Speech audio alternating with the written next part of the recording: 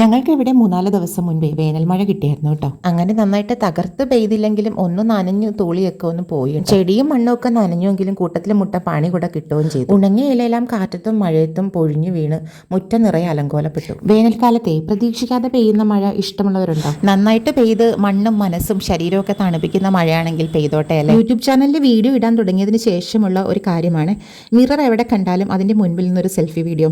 അതിന്റെ മെയിൻ കാരണം എന്തെന്ന് വെച്ചാൽ സ്വന്തമായി ക്യാമറ വർക്ക് ചെയ്യുന്നത് കൊണ്ട് നമുക്ക് നമ്മളെ തന്നെ കാണിക്കാനായിട്ട് വീഡിയോയിൽ കൊണ്ടുവരാനായിട്ടൊക്കെ വളരെ എളുപ്പത്തിൽ കഴിയുന്ന ഒരു കാര്യമാണ് കേട്ടോ. ഇങ്ങനെ എവിടെയെങ്കിലുമൊക്കെ മിറർ കണ്ടിട്ടുണ്ട് അതിൻ്റെ മുന്നിൽ പോയിട്ട് വീഡിയോ എടുക്കാമെന്നുള്ളത്. കുറച്ച് പേര് എൻ്റെ അടുത്ത് ചോദിക്കുന്നുണ്ട് എൻ്റെ ചുരിദാറൊക്കെ എങ്ങനെയാണ്, തയ്പ്പിക്കുന്നതാണോ അതോ വാങ്ങിക്കുന്നതാണോ എന്നൊക്കെ.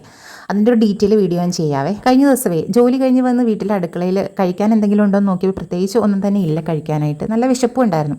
അപ്പോൾ ഈ തട്ടിക്കൂട്ട് പരിപാടികളൊക്കെ ചെയ്ത് അത് വിജയിക്കുന്ന കാര്യത്തിൽ ഞാൻ വളരെ മിടുക്കിയാണെന്ന് വീട്ടിലുള്ളവർ പറഞ്ഞിട്ടുണ്ട്. ഇന്ന് ഞാൻ ഉണ്ടാക്കുന്നത് ഒരു മഷ്റൂം റൈസാണ്. ഇറച്ചി, മീനും, മുട്ട അതൊന്നും ഇല്ലെങ്കിൽ പിന്നെ അടുത്ത ചോയ്സ് എന്ന് പറഞ്ഞിട്ടുണ്ടെങ്കിൽ കൂണ്, പനീർ അങ്ങനെയൊക്കെയാണ് കേട്ടോ. ഞാനിവിടെ കുറച്ച് കൂണ് അരിഞ്ഞെടുക്കുന്നുണ്ട്. അതിനുശേഷം ഒരു തക്കാളി അരിഞ്ഞ് ചേർത്തിട്ടുണ്ട്.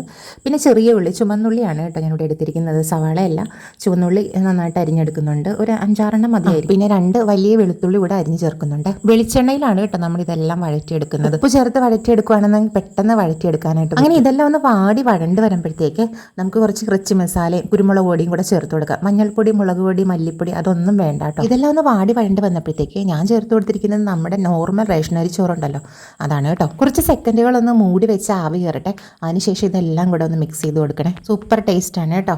പ്രത്യേകിച്ച് ഒരു ടേസ്റ്റ് മേക്കറിൻ്റെ ആവശ്യമില്ല, വേറെ കറികളൊന്നും വേണ്ട. നമുക്ക് ഈ റൈസ് മാത്രം കഴിക്കാം. ഒരു നോൺ വെജ് ഇൻക്ലൂഡ് ആയിട്ടുള്ള റൈസ് കഴിക്കുന്ന ഒരു ഫീൽ പെട്ടാലൊന്ന് ട്രൈ ചെയ്ത് നോക്കിക്കോളൂ. ചേരുവകളുടെ അളവൊക്കെ നമ്മുടെ ഇഷ്ടത്തിന് കൂട്ടവും കുറയ്ക്കൊക്കെ ചെയ്യാവേ. ഇറച്ചി, മീൻ, മുട്ട ഇതിനൊക്കെ നോയമ്പെടുത്തിരിക്കുന്നവർക്ക് ട്രൈ ചെയ്യാൻ പറ്റിയ ബെസ്റ്റ് ഒരു റൈസാണ് കേട്ടോ ഇത്. ഹെൽത്തിയാണ്, സിമ്പിളാണ്, പെട്ടെന്ന് ഉണ്ടാക്കാനും. ബസ്മതി റൈസോ ജീരകശാല റൈസോ സ്റ്റെല്ല റൈസൊക്കെ ആണെന്നുണ്ടെങ്കിൽ കുറച്ചുകൂടെ അടിപൊളിയായി. അപ്പോൾ ഇന്നത്തെ വീഡിയോ ഇത്രയേ ഉള്ളൂ കേട്ടോ. അടുത്ത വീഡിയോയിൽ വീണ്ടും കാണാം. നമ്മുടെ ചാനൽ ഒന്ന് സബ്സ്ക്രൈബ് ചെയ്ത് സപ്പോർട്ട് ചെയ്യാനും നമ്മുടെ വീഡിയോസൊക്കെ ഇഷ്ടമാണെങ്കിൽ ലൈക്ക് ചെയ്യാനും അഭിപ്രായങ്ങളൊക്കെ കമൻറ്റ് ചെയ്യാനൊന്നും മറക്കരുത് കേട്ടോ.